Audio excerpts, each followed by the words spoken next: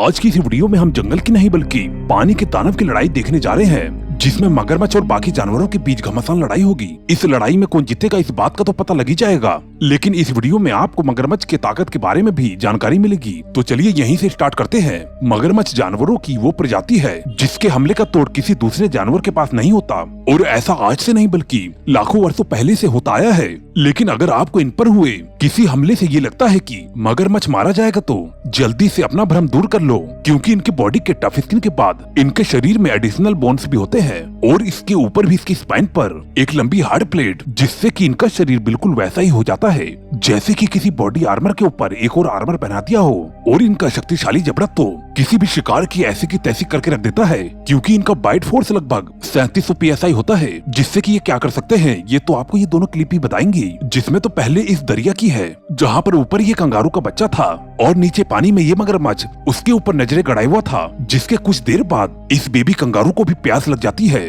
और ये नीचे चला आता है, जिसे नीचे आता देखकर ये मगरमच्छ भी पानी के नीचे चला जाता है। और बिना किसी हलचल किए जब यहाँ पर पहुँचता है तो फिर कुछ ही देर ठहरने के बाद ये अपनी पूंछ की मदद से ऊपर उठते ही और पलक झपकते ही कंगारू के ऊपर हमला कर देता है। और इसके बाद जब ये इस कंगारू को लेकर यहाँ पर पहुँचता है तो अब बारी थी इसकी शरीर के चित्रण करने की, जिसके बाद ये ऊपर उठता है और कंगारू को झटकते हुए उसके शरीर को चूर चूर कर देता है। और ये तो जंगली सूअर को भी नहीं छोड़ते हैं, लेकिन हिप्पो ही एकमात्र ऐसे जानवर हैं जो कि इनकी गर्मी को अच्छे से शांत कर देते हैं। और तब तो और जब इन्हें भूख लगी होती है, और ऐसे में फीमेल तो नहीं लेकिन मेल हिप्पो बहुत ही ज्यादा अग्रेसिव हो जाते हैं, क्योंकि फीमेल की बॉडी साइज छोटी होती है, जिस वजह से इनका वजन करीबन 1400 किलो होता है, लेकिन मेल हिप्पोस करीबन 4500 किलो के होते हैं, जिनमें इतनी ताकत होती है कि ये बोट को भी हिलाकर रख देते हैं। और गुस्से में आने पर ये तो अपनों पर हमला करते ही हैं। लेकिन हाथी और शेर की भी इनके सामने क्या हालत होती है उसे आप यहाँ पर देख लीजिए, जहाँ पर जब ये हिप्पो अपने इलाके में आता है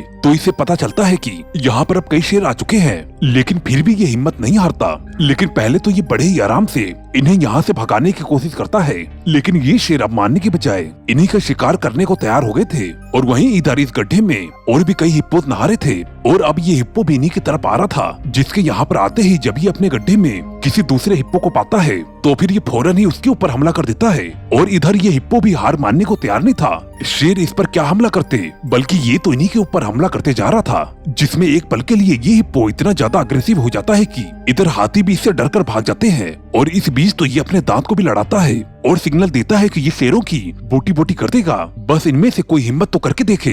तो इस तरह से जब ये यहाँ पर जीत जाता है तो फिर मगरमच्छ की दुर्दशा तो होनी ही थी। जिस कड़ी में पहली क्लिप ये है जिसमें एक मगरमच्छ हिप्पो से भरी हुई इस दरिया में आने की गलती कर देता है, जिसके बाद ये गलती मगरमच्छ को किस तरह से भारी पड़ती है ये तो आप इस वीडियो में देख ही रहे हैं। ये सभी इसे बड़ी बुरी तरीके से उछाल उछाल कर पटकते हैं, लेकिन मगरमच्छ से इनकी दुश्मनी इतनी है कि ये दूसरों के मामले में भी इनसे भिड़ जाते हैं। जैसा कि आप इस क्लिप में देख रहे हैं, यहाँ पर ये मगरमच्छ इस विल्ड बीस्ट को अपने जबड़ों में जकड़े हुए था और इसे खींचकर पानी में लेकर जाना चाह रहा था, जिसमें कि ये लगभग कामयाब हो ही गया था। तभी ये विल्ड बीस्ट फिर से ऊपर चढ़ जाता है। दोस्तों सब्सक्राइब करके बेल आइकन को दबाकर मुझे अपना सपोर्ट जरूर दें। जिसके बाद एक लंबे मशक्कत के बाद जब ये मगरमच्छ अपने इरादों में कामयाब होने वाला होता है, तभी यहाँ पर दो हिप्पो पहुँच जाते हैं और पहुंचकर पहले तो मगरमच्छ को डराते हैं, लेकिन जब इसके बावजूद भी मगरमच्छ नहीं मानता तो फिर ये उसके ऊपर हमला कर देते हैं। इनके इसी रवैये की वजह से जहाँ पर भी ये होते हैं वहीं पर ही मगरमच्छ पर खतरा मंडराता रहता है। लेकिन आपको जानकर हैरानी होगी कि मगरमच्छ पर हमला रिवर ओटर भी कर सकते हैं। और अगर आपको यकीन ना हो तो आप इस क्लिप पर गौर कर लीजिए, जहाँ पर कि कुछ रिवर ओटर पानी में मस्ती कर ही रहे थे।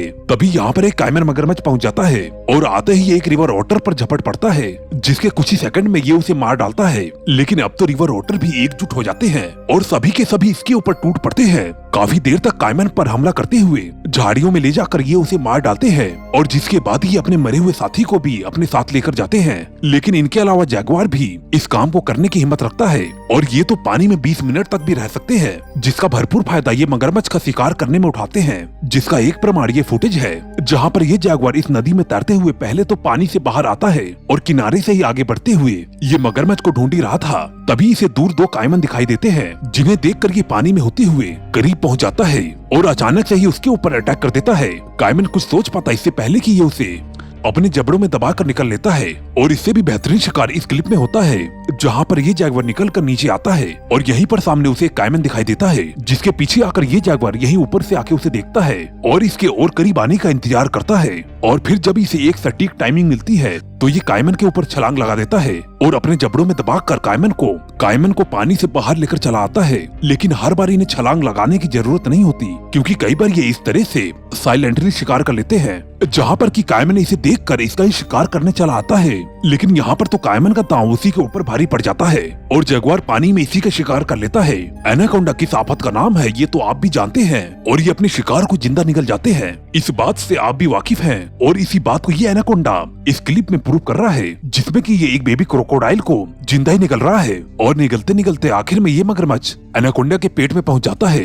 इसी तरह का दृश्य यहाँ पर भी देखने को मिलता है, जहाँ पर ये एनाकोंडा पानी के नीचे नीचे होते हुए इस मगरमच्छ के पास पहुँचता है, लेकिन मगरमच्छ फौरन ही यहाँ से भाग जाता है और यहाँ पर आकर बैठ जाता है। लेकिन ये एनाकोंडा भी नहीं रुकता और आखिर में ये उसका शिकार करके ही मानता है। और ऐसी ही क्लिप यहाँ पर भी है, जिसमें अगर एक मगरमच्छ एनाकोंडा को दबोचे हुए था और एनाकोंडा भी मगरमच्छ को अपनी कुंडली में दबोचे हुए था, जिस वजह से मगरमच्छ का उसका कोई भी दांव काम नहीं आ रहा था। सॉफिश एक ऐसी मछली होती है जो कि जहाँ पर रहती है वहाँ पर मगरमच्छ जल्दी नहीं भटकते और ऐसा भी नहीं है कि मगरमच्छ इनके ऊपर हमला नहीं कर सकते, लेकिन ये काफी हद तक संभव है कि अगर मगरमच्छ इनके ऊपर हमला करते हैं तो मगरमच्छ के ऊपर भी आफत आ सकती है। और ऐसा ही सॉफिश के साथ हुआ, जिसके ऊपर मगरमच्छ ने हमला कर दिया था, लेकिन इस सॉफिश के बड़ी साइज और इसके हमले से मगरमच्छ मौत का शिकार हो जाता है। और सिर्फ मगरमच्छ ही नहीं बल्कि शार्क मछली भी इनसे भिड़ने से बचती है। हनी बेजर से जब भी कोई जानवर भिड़ने की कोशिश किया है तभी उसको मुंह की खानी पड़ी है और यहाँ पर भी इसी तरीके से एक मगरमच्छ का ये हनी बेजर मुंह तोड़ जवाब दे रहा है, लेकिन था तो ये एक बेबी क्रोकोडाइल ही, लेकिन फिर भी ये हनी बेजर जैसे जानवर पर